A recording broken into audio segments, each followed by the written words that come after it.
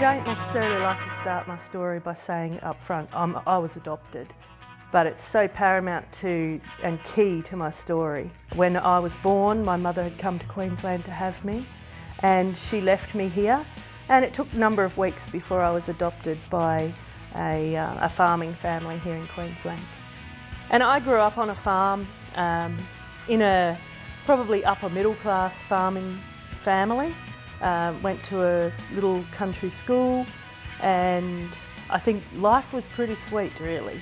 But when I was 9, my dad, he dropped dead of a heart attack suddenly, and everything changed for me then, I think. I was married young, and that marriage did not last very long. I think I could probably stretch it out to an 18-month marriage. And then I found myself alone and just so uncertain of the future. I struggled with being accepted and just desperately needed to be chosen. And it was in this sort of season where I'd just finished a marriage at the ripe old age of 21, walking down the street, and I saw a sign that said, "Do you want to know what the future holds?" And I just thought, heck yeah. And so I walked up the stairs and started my journey with the occult. At first, it was very exciting for me because this lady was able to tell me things that she probably shouldn't have known, and I didn't know how she knew that. I'd grown up in a Baptist church. I'd given my life to Jesus when I was a child. And so for me, I kind of had this inner gut feeling that this was kind of probably not the right thing to be doing, but it intrigued me. It intrigued me, and these people kind of, they bought into my needs. They knew that I needed to be successful and I needed to be loved and accepted, and so they invited me to be part of the occult, and this lady was willing to train me to be a psychic as well. It got wildly out of control one night, and I'm not going to go into that story today, but I had no concept, I guess, of how dangerous what I was doing was spiritually.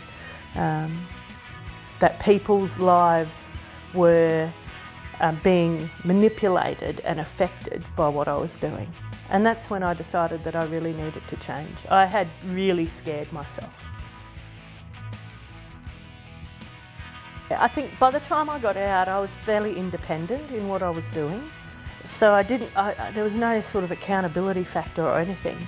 And so I literally just stopped doing what I was doing.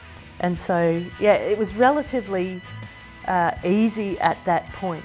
I do think though, if I'd have stayed around there any much longer, yeah, I might have actually been so far in that I couldn't get out. It was a scary place to be, that's for sure. My life now is rather interesting. Since that time, I've worked in ministry probably ever since then, working with people who struggle with all types of addictions. I'm now a hospital chaplain, visiting the sick in hospital. I've just become a grandma. I've been married for 15 years now. You know, it's a roller coaster ride sometimes, life. And I guess there's ups, there's downs, there's times when we get frustrated and there's times when we get disappointed. But I guess now I have this grounded stability in my life with Jesus that I longed for so much. And I found that. I found my identity, I guess. I found who I was and who I was meant to be in Jesus.